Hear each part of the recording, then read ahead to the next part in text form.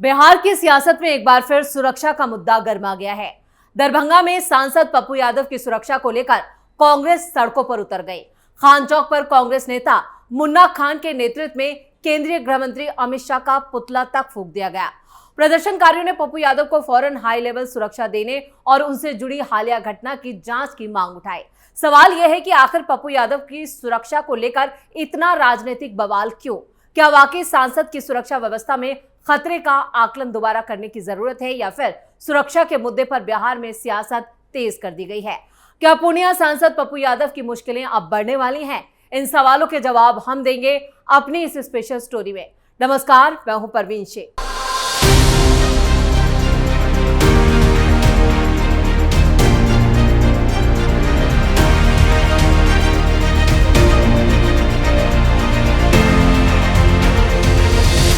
संसद में भगवान राम और सनातन धर्म के अपमान के आरोप को लेकर सियासी घमासान और तेज हो गया है। बीजेपी ने कांग्रेस नेता राहुल गांधी और निर्दलीय सांसद पप्पू यादव के खिलाफ मोर्चा खोल दिया है। बीजेपी नेताओं ने आरोप लगाया कि विपक्षी नेताओं ने संसद जैसे गरिमापूर्ण मंच का इस्तेमाल धार्मिक भावनाओं को आहत करने के लिए किया। और पप्पू यादव इस पूरे मामले को क्या कह रहे हैं, पहले वो देख लेते हैं। धोती कुर्ता भगवा पहन करके आप भगवान राम की मूर्ति लेकर के आप दूसरे आदमी के उसके अवधेश प्रताप के पैरों में रख रहे हैं। ये कहाँ का सम्मान करा आपने? कौन है? आपने कहाँ का सम्मान करा? ये कौन है? आपने कहाँ का सम्मान करा? तो पप्पू यादव इस पूरे मामले को और ज्यादा सियासी तूल देना चाह रहे हैं, जबकि बीजेपी का साफ कहना है कि भगवान राम और सनातन धर्म करोड़ों लोगों की आस्था से जुड़े विषय हैं और इनको लेकर किसी भी तरह की आपत्तिजनक टिप्पणी को स्वीकार नहीं किया जा सकता। पार्टी नेताओं ने मांग की है कि ऐसे बयानों पर विपक्षी नेताओं को देश की जनता से भी माफी मांगनी चाहिए। वहीं इस पूरे विवाद को लेकर विपक्ष ने बीजेपी पर राजनीतिक मुद्दों को हवा देने का आरोप लगाया है। विपक्ष का कहना है कि उनकी तरफ से किसी धर्म या आस्था का अपमान नहीं किया गया, बल्कि वो देश के सामाजिक और राजनीतिक मुद्दों को उठा रहे हैं। इस विवाद के केंद्र में पप्पू यादव का बयान भी रहा, जिस पर बीजेपी ने अब कड़ी आपत्ति जताई है। बीजेपी ने आरोप लगाया कि पप्पू यादव और विपक्ष के कुछ दूसरे नेता सनातन धर्म से जुड़े प्रतीकों और उनकी मान्यताओं को लेकर अक्सर गलत बयानी करते हैं। इसके जवाब में पप्पू यादव ने कहा कि उन्होंने कभी किसी धर्म या व्यक्ति का अपमान नहीं किया और उनके खिलाफ लगाए जा रहे आरोप राजनीतिक साजिश का हिस्सा है। इस पूरे मामले को लेकर बीजेपी कार्यकर्ताओं और नेताओं ने भी बड़े विरोध प्रदर्शन की तैयारी शुरू कर दी है। यानी कांग्रेस और बीजेपी एक बार फिर आमने सामने है। इधर पप्पू यादव ने भी साफ कर दिया कि वो कानूनी और लोकतांत्रिक तरीके से अपनी बात रखते रहेंगे, यानी वो माफी नहीं मांगेंगे। संसद से शुरू हुआ ये विवाद अब सड़क से लेकर राजनीतिक मंचों तक पहुंच गया है और आने वाले दिनों में इसके और तेज होने के संकेत मिल रहे हैं। इधर सनातन धर्म के अपमान के आरोप में दर्ज एफआईआर को लेकर निर्दलीय सांसद पप्पू यादव ने भी एक बड़ा बयान दिया है। उन्होंने कहा कि राहुल गांधी, प्रियंका गांधी और अखिलेश यादव जैसे नेता एफआईआर से डरते नहीं हैं। उन्होंने दावा किया कि उन्हें अब तक जान से मारने की 10 धमकियां मिल चुकी हैं, इसलिए ऐसे मामलों में डर या भयभीत होने का सवाल ही नहीं उठता। पप्पू यादव ने कहा कि वो इस पूरे मामले की शिकायत लोकसभा अध्यक्ष से भी करेंगे। पप्पू यादव यही नहीं रुके, उन्होंने आगे कहा कि इस विवाद का असली मुद्दा जो है वो चंपत राय से जुड़ा है। उनका आरोप है कि राहुल गांधी और अखिलेश यादव देश की आस्था और जन भावनाओं की रक्षा की बात करें, लेकिन उनके खिलाफ राजनीतिक कारणों से कार्रवाई की जा रही है। उन्होंने ये भी कहा कि बीजेपी अब विपक्ष से डर रही है। उन्होंने कहा कि कभी संसद की गरिमा का उल्लंघन उन्होंने नहीं किया है और ना ही किसी धर्म या व्यक्ति के खिलाफ अपमानजनक टिप्पणी की। ऐसे में उनके खिलाफ दर्ज एफआईआर को लेकर भी सवाल उठ रहे हैं। लेकिन पप्पू यादव के खिलाफ जिस तरह से देश के दूसरे राज्यों में एफआईआर दर्ज की जा रही है, उससे उनकी मुश्किलें बढ़ती हुई नजर आ रही है। ये मामला संसद परिसर में विपक्ष के किए गए विरोध प्रदर्शन से जुड़ा है। इधर वाराणसी के कोतवाली थाने में लोकसभा में विपक्ष के नेता राहुल गांधी और निर्दलीय सांसद पप्पू यादव, सपा सांसद अवधेश प्रसाद समेत कई विपक्षी सांसदों के खिलाफ सनातन धर्म के अपमान और धार्मिक भावनाएं आहत करने के आरोप में एफआईआर दर्ज हो चुकी है और ये कार्रवाई कुछ संतों की शिकायत के आधार पर की गई है। यानी अब पूरा साधु संत जो संगठन है वो एकजुट हो रहा है, जिससे कांग्रेस, खासतौर से विपक्ष की मुश्किलें और ज्यादा बढ़ने वाली हैं।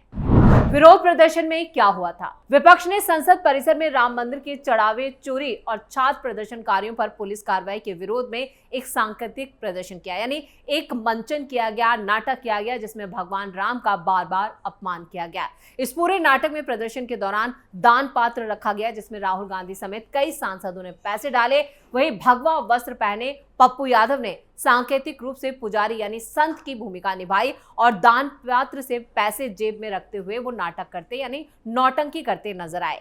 इसी विरोध प्रदर्शन के आधार पर शिकायत दर्ज कराई गई है। शिकायतकर्ताओं का साफ कहना है कि इस सांकेतिक प्रदर्शन से सनातन धर्म का अपमान हुआ है और करोड़ों लोगों की धार्मिक भावनाएं आहत हुई हैं।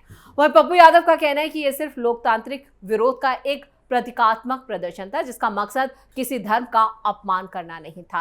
पप्पू यादव खुद सनातन धर्म से जुड़े, लेकिन उसके बावजूद वो जिस तरह से बार बार हिंदू देवी देवताओं और सनातन धर्म का अपमान कर रहे हैं उसको लेकर अब वो चौतरफा घिर गए हैं। मामले में कानूनी प्रक्रिया जारी और इसे लेकर राजनीतिक बयानबाजी भी और तेज हो चुकी है। पप्पू यादव के चप्पल कांड की जांच तेज, सीसीटीवी फुटेज खंगाल रही है दिल्ली पुलिस। इधर दिल्ली पुलिस ने निर्दलीय सांसद पप्पू यादव के दिल्ली आवास पर संवाददाता सम्मेलन यानी प्रेस कॉन्फ्रेंस के दौरान मारपीट और चप्पल कांड को लेकर भी अपनी जांच तेज कर दी है।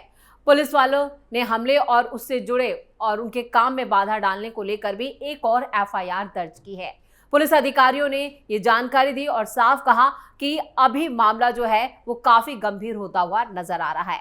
एफआईआर दर्ज होने से एक दिन पहले ही एक प्रेस कॉन्फ्रेंस, ये रविवार को प्रेस कॉन्फ्रेंस होती है जिसमें दो लोगों ने पप्पू यादव के आवास में एंट्री की और सांसद पर चप्पल फेंकी, जिससे उनके और पप्पू यादव के समर्थकों के बीच मारपीट हुई। लेकिन ये पूरा मामला जो सीसीटीवी में कैद हुआ है उसमें साफ दिख रहा है कि इन दोनों आरोपियों को पप्पू यादव के समर्थकों ने ही जमकर उनकी पिटाई कर दी।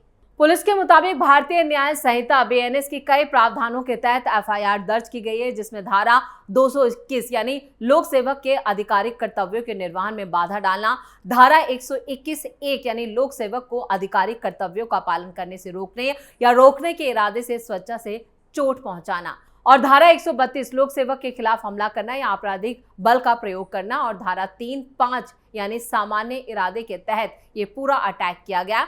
लेकिन इसमें भी पप्पू यादव की एक बड़ी साजिश का खुलासा हुआ है। आरोपियों की मां भी सामने आई, जिन्होंने रोते हुए साफ कहा कि पप्पू यादव ने जानबूझकर इस पूरे मामले में जिस तरह से उनके बेटे को फंसाया, यानी इसमें से जो एक आरोपी है उसने यह आरोप लगाया है कि उसे जानबूझकर इस पूरे मामले में फंसाया गया और पप्पू यादव के समर्थकों ने ही उसे मारा और उसकी जान लेने की कोशिश की। इधर एक अधिकारी का बयान सामने है। उसने कहा कि सांसद के आवास पर तैनात पुलिसकर्मियों ने आरोप लगाया कि घटना के दौरान कर्तव्यों का पालन करते वक्त उनके काम में बाधा डाली गई और उन पर हमला कर दिया गया, जिसके बाद एफआईआर दर्ज की गई। जांचकर्ता परिसर और आसपास के इलाकों में लगे सीसीटीवी कैमरे की फुटेज की जांच करें। गवाहों और पुलिसकर्मियों के बयान दर्ज किए गए हैं और कई दूसरे सबूत इकट्ठा किए गए हैं। यादव जब संवाददाता सम्मेलन को संबोधित कर रहे थे तभी एक व्यक्ति ने उनके नाटक को लेकर सवाल उठाया और आरोप लगाया कि उन्होंने भगवान राम का अपमान किया, जिसके बाद पप्पू यादव के समर्थकों और हमलावरों के बीच हाथापाई हो गई। पुलिस ने कहा कि दोनों को हिरासत में लिया गया और उनके खिलाफ कानूनी कार्रवाई शुरू कर दी गई है। अधिकारी ने साफ कहा कि घटना के पीछे इसके मकसद की जांच की जा रही है, यानी इस पूरे मामले के पीछे एजेंडा क्या था, क्या ये एक प्रोपेगेंडा था या फिर एक तरह का नैरेटिव सेट करने की कोशिश की गई। आरोपियों के दावों के साथ साथ आवास पर तैनात सुरक्षा कर्मियों के बयान भी दिल्ली पुलिस ने दर्ज किए हैं और उनकी भी जांच की जा रही है। राजेश रंजन उर्फ पप्पू यादव ने शुक्रवार को ही भगवा कपड़े पहनकर संसद परिसर में मकर द्वार के सामने कई विपक्षी सांसदों के साथ मिलकर ये नाटक किया था और ये प्रदर्शन अयोध्या के राम मंदिर चढ़ावा चोरी के विरोध में किया गया था। इस दौरान राहुल गांधी समेत कई सांसदों ने दान पेटी में पैसे डाले, जबकि पप्पू यादव ने राम मंदिर में हुई चोरी को दिखाने के लिए दान पात्र में से पैसे निकाले और अपनी जेब में रख लिए और नीचे जमीन पर भगवान राम की तस्वीर रखी थी, जहां पर विपक्षी सांसद जूते पहनकर उस तस्वीर के सामने आते हैं और दान पात्र में पैसे डालते। इसी को लेकर साफ कहना है हिंदू समाज का कि इससे हमारी भावनाएं आहत हुई हैं और पप्पू यादव को ऐसा नहीं करना चाहिए था। दिल्ली से लेकर बिहार तक इस पूरे मामले को लेकर नाराजगी देखी जा रही है। कांग्रेस जहां उनकी सुरक्षा को लेकर विरोध प्रदर्शन कर रही है, तो दूसरी तरफ बीजेपी ने भी कांग्रेस के जवाब में बड़े विरोध प्रदर्शन की तैयारी की है। यानी मामला अब दोनों पार्टियों के बीच ठन चुका है। ऐसे में पप्पू यादव की मुश्किलें और ज्यादा बढ़ती हुई नजर आ रही हैं। अब देखना ये होगा कि इस पूरे मामले में दिल्ली पुलिस का अगला कदम क्या होता है। क्या पप्पू यादव के खिलाफ ही दिल्ली पुलिस कोई एक्शन लेती है, क्योंकि जिन आरोपियों से अब तक पूछताछ की गई है उनमें कोई चौंकाने वाला खुलासा नहीं हुआ है, लेकिन सीसीटीवी फुटेज से कई चौंकाने वाले खुलासे होने के दावे किए जा रहे हैं और शक की सुई पप्पू यादव पर आकर ठहर रही है। इसी के साथ स्पेशल स्टोरी में इतना ही। वीडियो कैसा लगा कमेंट करके अपनी राय जरूर दें, वीडियो को लाइक करें, शेयर करें और कैपिटल टीवी को सब्सक्राइब जरूर करें। धन्यवाद।